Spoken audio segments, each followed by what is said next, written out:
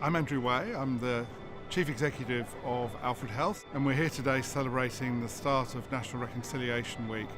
We started about 18 months, 2 years ago, developing our Reconciliation Action Plan, or what we call a RAP. So the Reconciliation Action Plan for us was a way of engaging with the community to understand what they felt we could do better and how we might make things available to them in a way that was helpful to them. Naui, Carolyn Briggs. I'm from the Yalaka Willam of the Bunwurrung language group, of the First Peoples, of the land that you now are a part of. So this is about your story as well as my story. So let's take the mystery out of what reconciliation's about. That they acknowledge that there is a people, that there is a place, and they're a part of this place and people. And then they can be effective in delivering it across all sorts of groups. Hi, I'm Alicia and I'm the Aboriginal Hospital Liaison Officer at Alfred Health. So there's been major progress in Aboriginal people accessing the Alfred, so our patient numbers have risen dramatically over the last 3 years. My role isn't just confined to the walls of the hospital. I assist patients by being that bridge from hospital to home. Little things like picking up a bottle of milk and bread from the supermarket or driving our local elders home if they don't have any family or friends to collect them from hospital. The way we're brought up is that they've got the power. So can they have the power to make you well. Caring for all our patients is important, and for vulnerable patients, especially Aboriginal patients, we really have a duty of care to be helping them feel welcome. I'd say to people that it is the little things on a daily basis that helps. And trust me, word does get around. There will be differences, and it's also to do with languages. It will be, do they identify the person?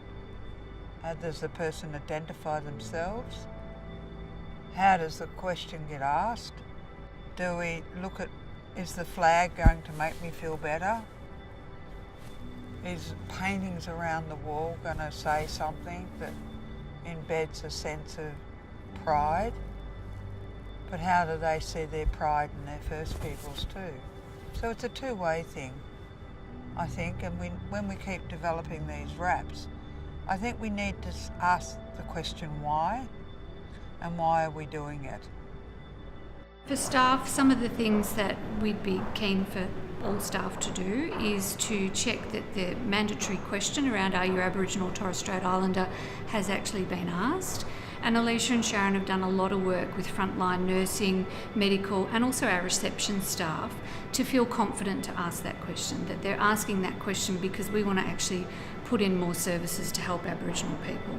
Not all Aboriginal or Torres Strait Islander people will want to identify, and that's their choice. But it is important that we ask, because that's how staff can then give a referral to the Aboriginal Liaison Officer team. Without that information, I won't get notified. I suppose the learning has to continue till one day it's normal. Nobody has to ask the question. It becomes normalised. So looking forward, I think we have to be more and more concerned about the individualness of the care that we provide. So whether you come from an Indigenous background or you have a disability or you're vulnerable in another way, it's really important that we recognise those individual needs and respond to them on an individual basis with you. I was witnessing it today. They were looking out to be a part of this ceremony. That says something. The very crowd that we had today said something. If a patient has a good experience or a bad experience when they go home, they tell their family, they'll tell their friends, and the community knows. So every good experience not only helps our reputation as a hospital, but it also helps other future patients feel safe and more open to seeking that care. If community feel that they can trust us and they feel like they are well looked after, then I believe we have done a massive thing to move forward in the care of Aboriginal and Torres Strait Islander people. So even if the door says, Womanjika, come, and the intention, what is your purpose for coming? I want to feel safe. These little bits and pieces. Then other cultures will see something that, yeah, I want to be a part of something bigger than myself.